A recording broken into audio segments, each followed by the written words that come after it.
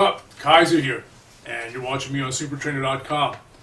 And if I'm shooting a video, you probably figured out what I'm trying to do. I'm trying to save time by answering some reader questions through this format. So that's what I'm going to do right now. In particular, I have a question from someone that purchased the top level trainer manual. If you remember, I took that off the market last month, and it did really well right before I took it off the market. And slowly over this past month, I've been fielding questions from readers and doing the best I can to kind of fill in the gaps that there were in the information that was there. Because even though the whole thing was 200 pages, as you can imagine, trying to condense a whole career worth of training information into just that much space, it's not possible. So yes, that's what I've been doing now, and right now what I'm going to do is answer two of the questions that I got recently, and they're both kind of related. They're from a trainer, her name is Summer, that I've been in touch with online.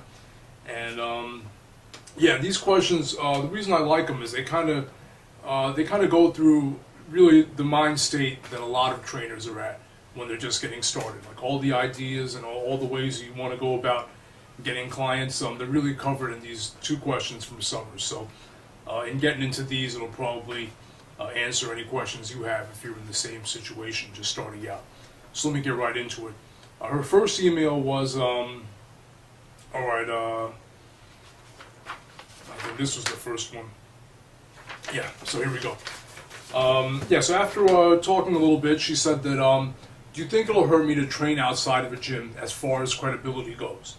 Because I really want to train, because I hardly ever use machines anyway, and I do understand the psychological allure that people might have with training in a studio, but I prefer to train people outdoors, and she just talked about whether she should charge less for training people outdoors.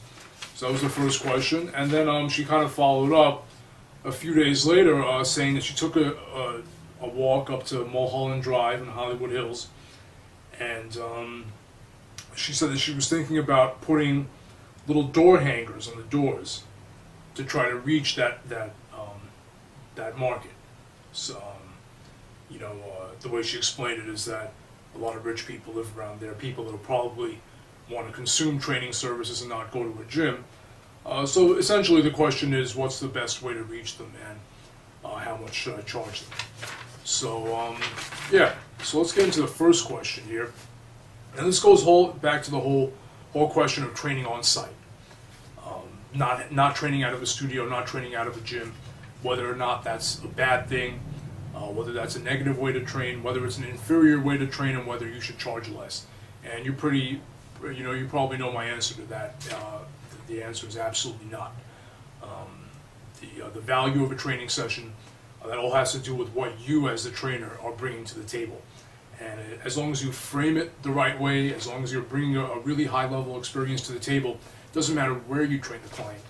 You can train them outdoors, and as long as you explain that that's a superior way to train, and you make that clear in the actual experience that you have with them in the training session, then that's how it is. If you can back it up, then that's all you need to say. I know out here in New York in the summertime, I always have training sessions outdoors, and this is actually the time of year that I make the most money, because in these outdoor sessions you can pack more than one client into a particular training session, while at the same time not charging them less. I'm not talking about semi-private sessions where you give everybody a break. I'm talking about charging them full price, but stacking them all into a training session. But when you explain that the outdoor session is superior and you do give them a better workout, they won't have a problem with that. But in your case, Summer, now that you are starting out and trying to build up your client base, yeah, being outdoors gives you a lot of advantages. You can market your services as a boot camp, which are a lot easier to fill up, and there's a lot of easy ways to market that, which we'll talk about.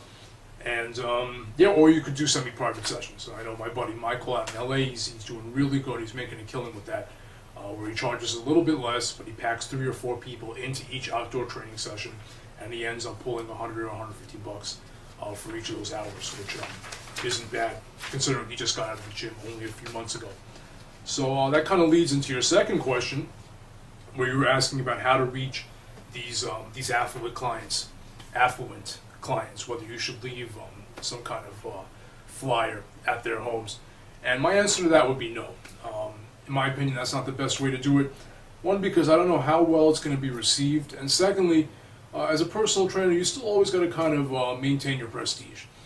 You know how I feel about training, that we're high-value consultants. We're right on par with any professionals in any other field. So to really do something like that, it's a little bit, it's not above board. So I would recommend against it. The way that I recommend that you do go about it is to find one area, one marketing vehicle that you really want to hit hard, and to really push for some results in that area. Or even multiple marketing vehicles, and I'll explain. Like we were talking about your boot camps. You could use Craigslist to fill up your boot camps and your semi-private sessions. And in the manual that you purchase, you'll find, I talk a lot about how to advertise on Craigslist and put ads there. And that's just one way that you can really fill up a camp real easily. You'll get calls, especially in a place like LA.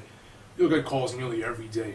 And as long as you make them a good offer, which we also talk about in the manual, yeah, you can get them to show up. And then once they show up and you show them the type of person you are, the type of training sessions and knowledge you provide, it's a done deal.